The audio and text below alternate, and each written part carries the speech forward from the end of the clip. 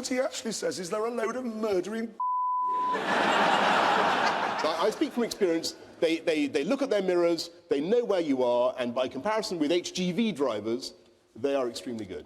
No, I won't have that. Who thinks lorry drivers... I'm a big fan of lorry drivers. Well, who thinks lorry drivers are better than bus drivers? Now, before I needlessly throw away the lorry driver vote, which you just have, I just want to say that they're not all bad, but they need to look in their mirrors. Let's move it on, okay?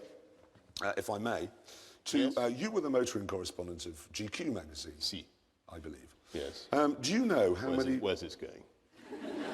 Do you know how much you built up in parking tickets on those cars that you tested? Well, I can tell you something. I jolly well paid them because... Now, your publisher argues with that. You may have paid them. Well, no, there were two phases in our relationship. There was the phase when they paid for the parking tickets, and then there was the phase... Do you know how much the phase cost them when they were paying for them? No. £4,500 pounds. So they may claim now. Now, can I just, while we're on the subject of this, there's a photograph, actually, which I took. We brought this up on the programme a few weeks ago. This is a message from you on the back of one of your lovely buses. Changing gears at lower revs reduces your CO2 emissions and saves you money. Yes? Very good. You've put that up. Absolutely right. Draw your attention to something you wrote in GQ magazine. The essence of it is, in my view, not to change up until you hit about 6,000 RPM.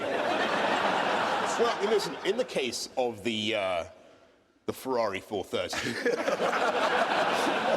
which I will admit I was driving, it may very well be that was the cleanest, greenest, most fuel-efficient way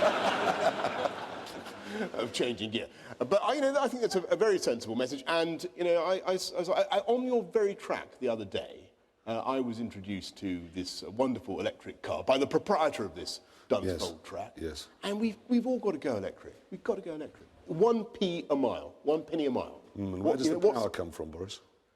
Comes from the plug. In fact, I'll tell you something. I'll do that. You. I make this prophecy, Jeremy, that the gear is going to be obsolete and your programme will have to change its name to Top Plug.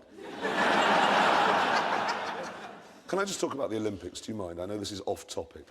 We're going to talk about anything you like, yeah. We're going to make a mess of it, aren't we? No, it's going to be fantastic.